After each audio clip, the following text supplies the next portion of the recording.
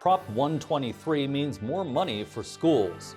Our salary schedule for our teachers is something that really needs to be fixed, and obviously it's a part of a bigger picture. But as a school district, we need to constantly look at that and how we compensate our teachers.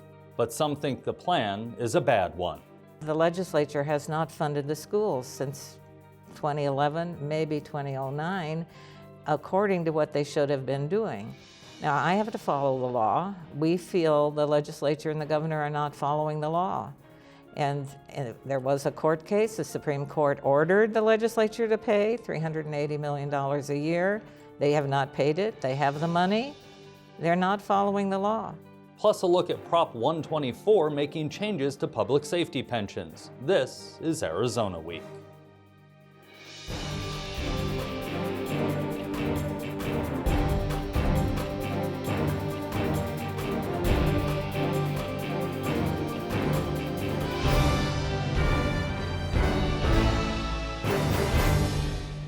Hello and welcome to Arizona Week. I'm Christopher Conover in for Lorraine Rivera.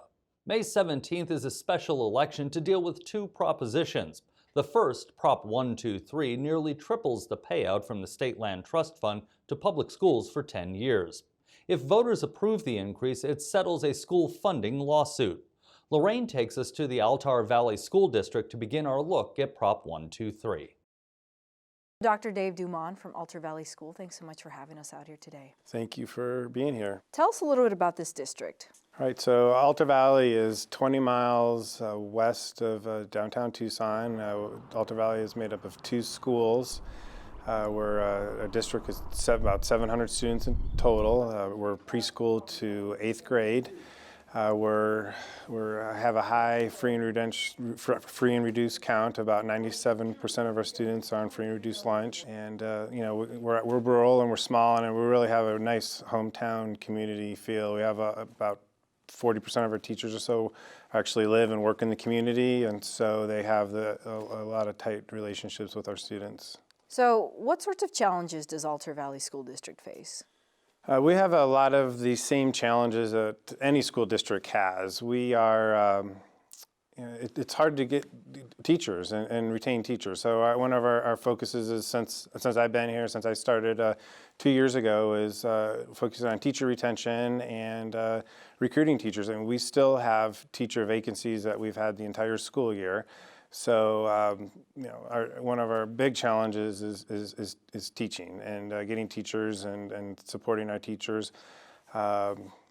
We are 20 miles outside of Tucson, so I realize that people have choices, and so we're trying to make Altar Valley unique and special, and there's a lot of opportunities for our teachers to do a lot of different things here. So we're trying to turn our challenges into positives as we build Altar Valley.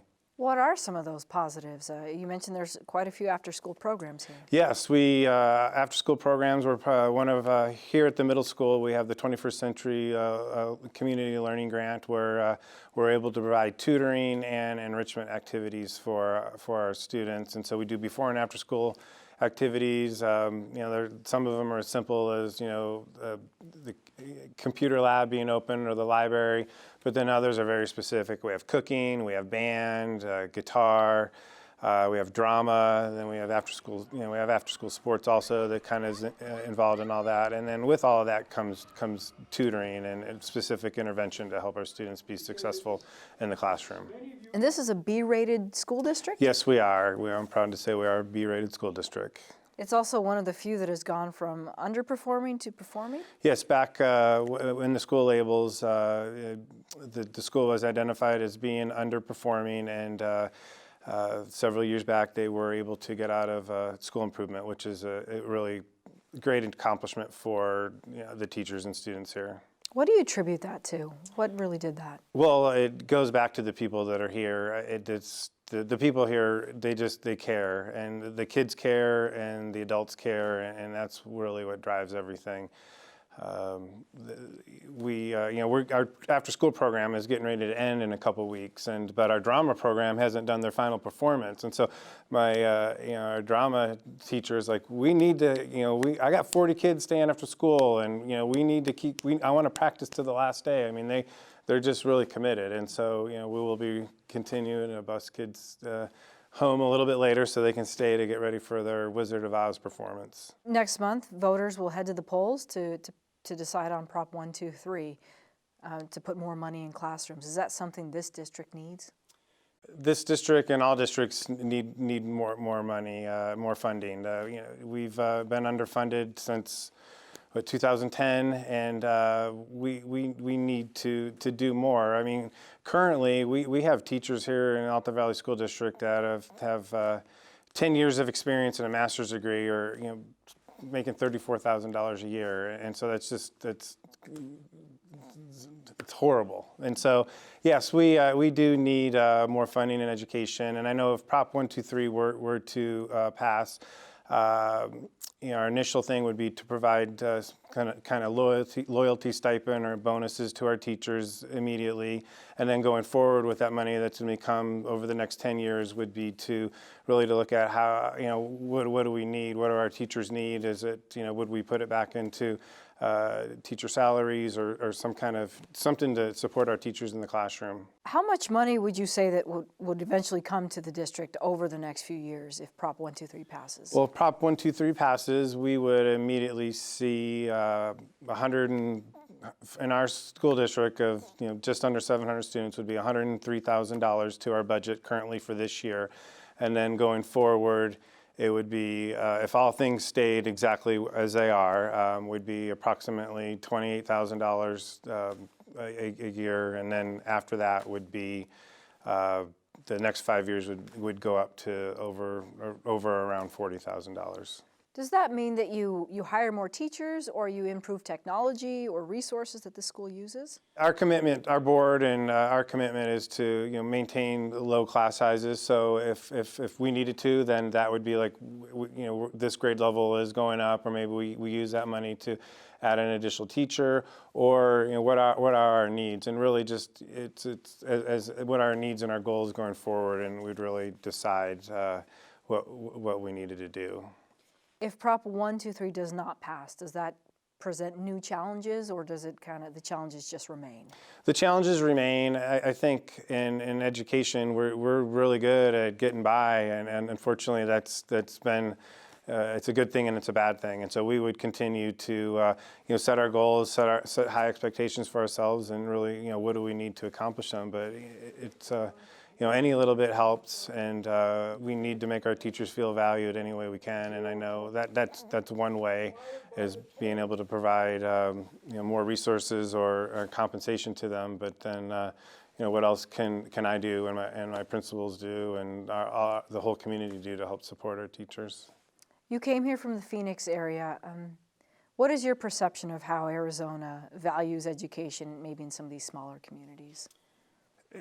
Having come from a bigger school district in Phoenix, I mean, I'm blown away about the drive and commitment that every educator I've worked with has that drive, but here they take it to the next level. We're in baseball and softball season now, and I really feel like it's like every teacher is out cheering on the kids and going to the games and invested, and we're doing AZ Merit and going above and beyond. We had this elaborate AZ Merit Awaken the Force assembly for our students, and so it's all hands on deck every day. Governor Doug Ducey and his election rival Fred Duval both favor Prop 123, but not everyone does. Lorraine sat down with the League of Women Voters who oppose it. Why is the League against this proposition? Well, the League of Women Voters of Arizona State Board voted to oppose this based upon the fact that the legislature and governor have not followed the law of the Proposition 301 in 2000, which set aside inflationary provisions to aid public funding of public schools. and they added a 6/10 sales tax. Actually, that sales tax will end in 2021. But nevertheless, the legislature has not funded the schools since 2011, maybe 2009, according to what they should have been doing. Now, I have to follow the law. We feel the legislature and the governor are not following the law.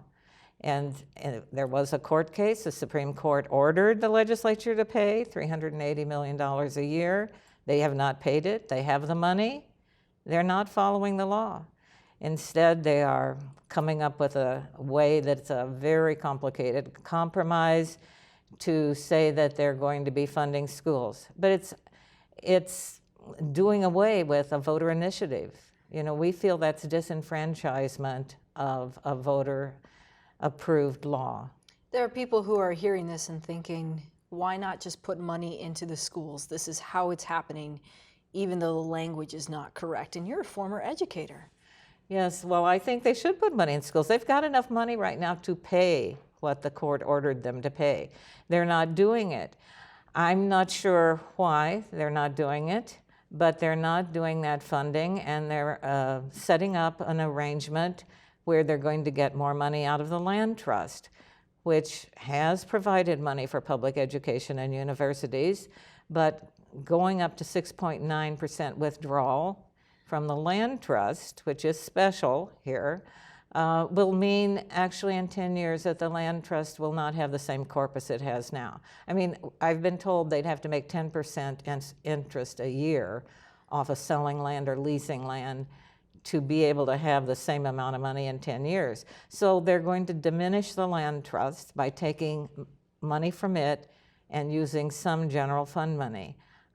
We think they've got general fund money. They have not paid. Court ordered them. They're not following the law. Are they going to follow any other propositions in the future that we pass here in Arizona?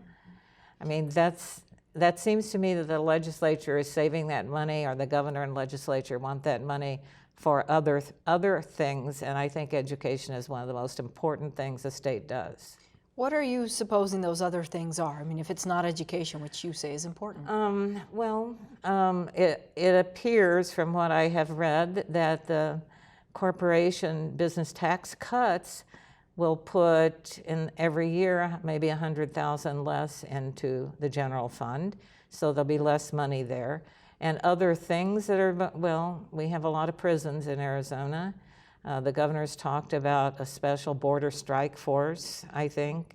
I'm not sure all of his provisions are desires, but a state should fund public education. That's part of the basis of our country, achieving, having people come in and achieve and become citizens that pay taxes. This is a special election. Do you think that many voters are unclear as to the language and perhaps? It's very complicated. We did a fact sheet, just a list of facts. It wasn't even pro and con. It was a list of facts, and it took about 8 of us around the state, 2 weeks to try to get this together, and still it leaves out information.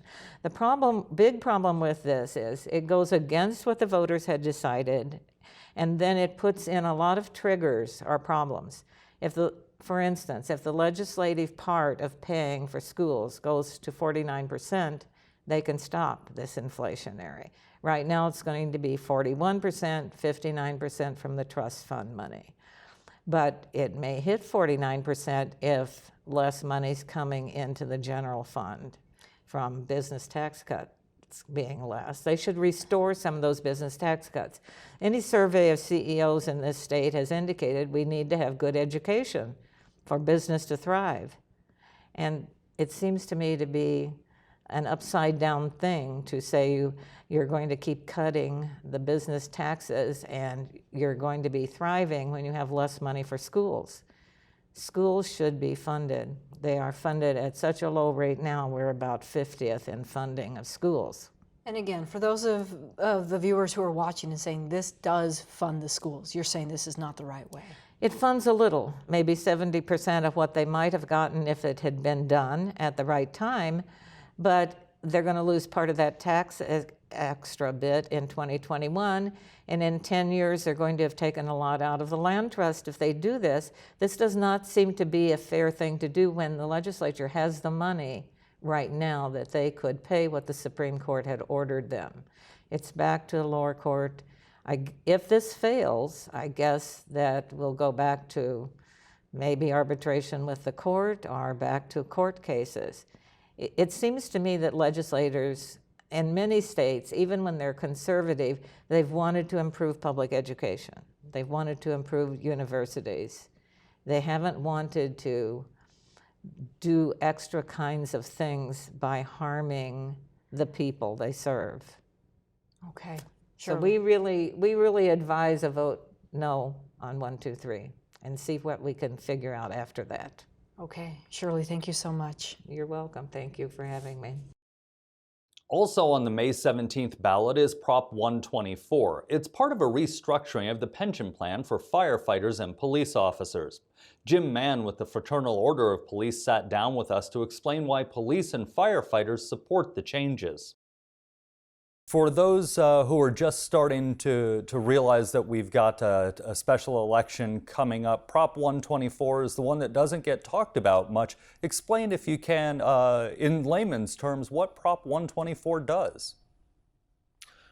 Prop 124 is related to the public safety personnel retirement system that provides benefits for police officers and firefighters. Prop 124 makes one change and one change only to that, to the pension system, and it is a change that has to be approved by the voters, and that is to exchange the portion of the benefit that currently provides increases to retirees in retirement, and currently that benefit is tied to investment earnings. The proposal, if approved by the voters, would allow the exchange of that benefit for another one that would be tied to inflation. And it's very important because of the other changes that are being made by the legislature. It all fits together, and it gives an opportunity for the retirement system to begin to start on a pathway to recovery, because the retirement system as it stands right now has about half of the assets that it needs to be able to pay for those benefits that have been promised to police officers and firefighters in the future. And we believe Prop 124 is the best way to go about making that change to allow the retirement system to start to recover. So often when it comes to these ballot questions, we see a lot of back and forth, strong supporters, strong opposition. It seems like nobody who doesn't like this. Why is that? Well, Chris, I believe it's because we've spent almost 2 years working on this proposal. And let me tell you how it started, is that the firefighters started looking at this about 2 years ago, and that resulted in the president of the state Senate, Andy Biggs, to appoint a legislative working group to examine the retirement system, its benefits, its funding levels. And he chose Senator Debbie Lesko to chair that committee. What Senator Lesko did over the past year and a half is to invite every stakeholder that we could think of to come in and sit down at one table to discuss proposals, to discuss how it could be done, and to get a proposal together that could be presented not only to the retirees but to the voters to make this change. It's important to recognize that the stakeholders that came together to meet on this represented every area of the community and that's impacted by those rising costs and pensions. Some people may look at Prop 124 and the legislation that was passed along with it that makes some more changes to the system and say, wait a second, why would police officers and firefighters support this? It looks like they're going to have to put some more money in. The COLA, the cost of living change that Prop 124 deals with, might not be quite so beneficial, but in the long term, this is a good deal for police, firefighters, public safety workers. Well, that's true, and you also have to realize that nobody has more invested in our retirement system than the employees that participate in it. The other part of it is that the deficiencies that have caused rising costs to crowd out other services, hiring, the deployment of public safety resources. You know, we live in those same communities too, and that's where our families live. And it is vitally important to us to engage in that discussion. We felt that we've reached a good conclusion to this. As you say, it looks like it's a pretty good deal over a long term. And it's important to recognize that this is not a tax increase. It is not something that is going to put something new in place. What it does is it actually restructures and allows the retirement system over the next 3 decades to save taxpayers $1.5 billion. And that's quite an achievement for a working group to come to that kind of a solution. All right, Jim, you all have a TV ad running, not much opposition. It sounds like we never can predict the voters. We've learned that, but it sounds like this should be a pretty easy change. Are we going to have to see other pension changes as we go along? Well, we believe that this has been comprehensive. The one piece of this pension reform proposal that has to be approved by the voters is in Prop 124. But it's actually been a very comprehensive look at the pensions. One of the things that I'm hopeful is that we hope to have this pension reform working group that has been successful to continue to stay together and look at things that can be beneficial for all of us on it. So, you know, in the short term, I don't believe that there's going to be another reform effort that is going to crop up. I think this one has been very comprehensive. All right, well, thanks so much for sitting down with us and educating our viewers about Prop 124. Well, thank you very much. I appreciate the opportunity. No group is actively opposing Prop 124. As University of Arizona economist Peng explains, it will have an economic impact whether or not it passes. When it comes to Proposition 124, there's some economic issues here. Can you explain why this is needed? We have an underfunding issue. Yes. To understand Prop 124, you have to think about in terms of both a narrow context of the prop itself, but also the broader context of the funding issue for the public safety personnel retirement system.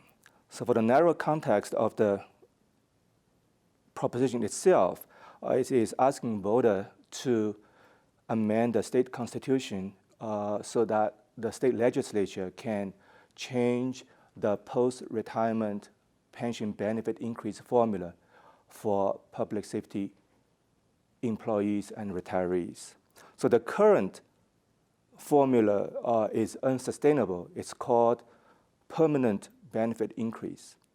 And it is funded with investment return in excess of 9%. So it is unsustainable because this excess return is only a one-time thing, and it is asked to fund a permanent benefit increase.